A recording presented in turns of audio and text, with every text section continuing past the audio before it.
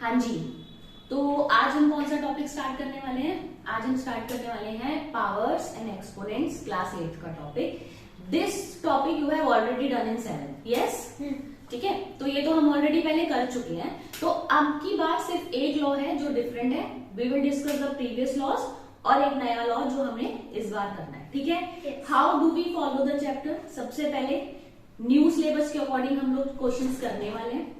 New syllabus मतलब ये जो अभी इस साल 2020 की एनईपी के बाद आया है सिलेबस। हाँ जी, तो क्राइटेरिया और कैसे हम फॉलो करने वाले हैं एक्सपोनेंट्स में। सबसे पहले नए सिलेबस में 2 एक्सरसाइज है, राइट? एनसीईआरटी में first we will do both the exercises.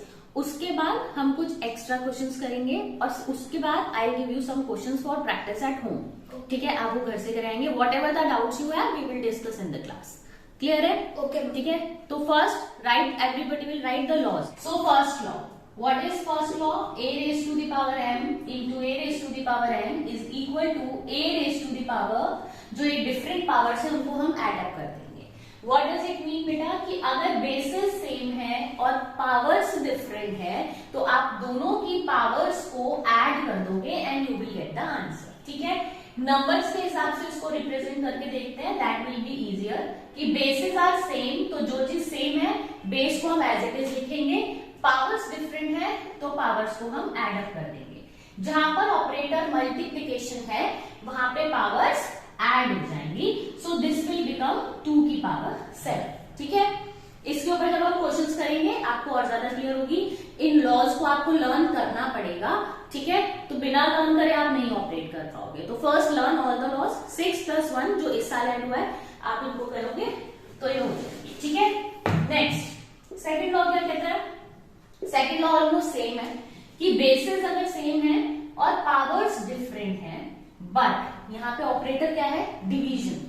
Division से कोई भी चीज की वैल्यू कम होती है। ठीक है, सो कम के लिए आपको ये क्या करना है? m माइनस है, तो डिवीजन के केस में पावर्स माइनस होंगी, मल्टीप्लिकेशन के केस में पावर्स प्लस होंगी। इसको मैं नंबर से समझा देती हूँ quickly without stretching it any more. 2 की पावर 3 - 2 दैट इज 2 की पावर 1। ठीक है, दिस इज लॉ 2। लॉ 3 क्या कहता है?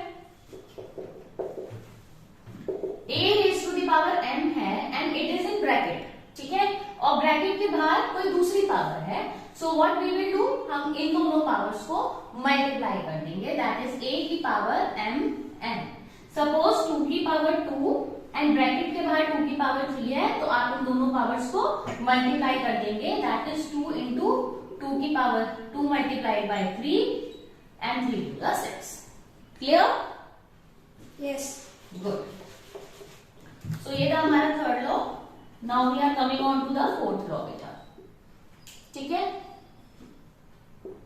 अब हम क्वेश्चन कर रहे हैं जिस यहाँ पे हमने किया था बेसिस सेम है। अब मैं आपको बता रही हूँ लॉ जिसमें बेसिस डिफरेंट है बट पावर्स सेम है। ठीक है, सो सपोज करते हैं हम a की पावर m इंटू b की power m, then what will happen? एक चीज को आपको ध्यान रखनी है ट्रिक, कि जो चीज सेम है उसको आपको चेंज नहीं करना। यहाँ पे पावर्स सेम है तो पावर को आप एज इट इज रख लो, और अब आपको क्या करना है? बेसिस को मल्टीप्लाई करना है। मल्टीप्लाई है तो बेसिस को मल्टीप्लाई कर दो, a × b। आप इसको a b की पावर m भी लिख सकते हो। ठीक है, सपोज 2 की पावर 2 इंटू 3 की पावर भी 2, ये 2 पावर्स आपकी सेम है। So what will you do? Power को एज इट इज रखो क्योंकि रिपीट हो रही है, एंड 2 into 3 6 की power 2। Clear? So this was the fourth law बेटा। Now we are coming on to fifth law. Fifth law है, लेकिन मोस्टली बच्चे क्या करते हैं, वो जब क्वेश्चन सॉल्व करते हैं हमको साइड बाय साइड ये मेंशन करना होता है क्वेश्चन में हम कौन सा लॉ यूज कर रहे हैं, वो भूल जाते हैं क्योंकि ये सिंपलेस्ट लॉ है। a की पावर 0 दैट इज 1, मतलब एनी नंबर अगर उसकी पावर 0 है तो आप उसका आंसर 2 की पावर 0 नहीं लिखोगे, या फिर 8 की पावर 0 नहीं लिखोगे, आप उसका आंसर लिखोगे 1। डन? इजी? ये तो बहुत इजी है। फिफ्थ लॉ तो बहुत इजी है।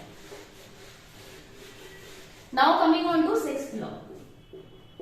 सिक्स्थ लॉ में हमारे हैं कि सेम बेस है, ठीक है, सेम पावर रहेगी, बेसिस डिफरेंट हो जाएंगे, लेकिन इस केस में क्या हो रहा है बेटा? डिवाइड हो रहा है, इस तरह से हम डिवाइड लिखते हैं, a की power m divided by b की पावर m। इस केस में आप क्या करेंगे, a divided by b power will be same. मैंने अभी नेक्स्ट लास्ट प्रॉपर्टी में भी बताया था, फोर्थ प्रॉपर्टी में जो चीज रिपीटेड है उसको एज इट इज रखो, उसमें कुछ टेंशन नहीं है। तो ये यहाँ पे पावर सेम है दोनों की, तो पावर एज इट इज रखो। फंक्शन क्या है, a divided b by b, तो आप इसको ऐसे भी लिख सकते हो या फिर आप इसको ऐसे भी लिख सकते हो, ठीक है। ये मैंने सिर्फ इसलिए लिखा है जिससे आपको ये क्लियर हो कि डिवीजन भी हो रहा है, ठीक है, डिवीजन का है। Now coming on to the seventh law, जो इस साल आपको इंट्रोड्यूस होने वाला है, विच इज a की power minus n equals to a की power n। What does it mean बेटा, लास्ट ईयर तक आपको नेगेटिव पावर वाले क्वेश्चंस नहीं आए थे, इस साल आपको नेगेटिव पावर के क्वेश्चंस इंट्रोड्यूस हो रहे हैं। तो ये इसका मतलब है कि सपोज किसी नंबर की पावर -3 है, ठीक है, तो क्वेश्चंस में आपको जहां पर भी नेगेटिव पावर आएगी, अभी आगे हम करेंगे, तो आपको उस पावर को पॉजिटिव में चेंज करना होगा, ठीक है। तो किसी भी पावर को पॉजिटिव में चेंज करना इज वेरी इजी, सिंपल है, आप नंबर को रेसिप्रोकल कर दो, दैट्स ऑल, ठीक है। अगर ये 2 है, इसको 2/1 कह सकते हैं, इसको रेसिप्रोकल करके क्या हो जाएगा बेटा, 1/2। रेसिप्रोकल मतलब reverse, numerator denominator, denominator numerator. 1/2 आपने कर दिया तो इसकी पावर ऑटोमेटिकली 3 हो जाएगी। ये वाला लॉ यही कह रहा है कि किसी नंबर की पावर अगर नेगेटिव है और अगर आप उस नंबर को रेसिप्रोकल कर देते हैं तो उसकी पावर क्या हो जाएगी, पॉजिटिव में चेंज हो जाएगी, दैट्स ऑल। ये लॉ है जो इस ईयर इंट्रोड्यूस हुआ है और इसके बेसिस पे हम नेक्स्ट क्वेश्चंस करेंगे, ठीक है। तो सबसे पहले हम आते हैं एनसीईआरटी क्वेश्चंस पे। ओपन योर एक्सरसाइज, एनसीईआरटी की फर्स्ट एक्सरसाइज ओपन की।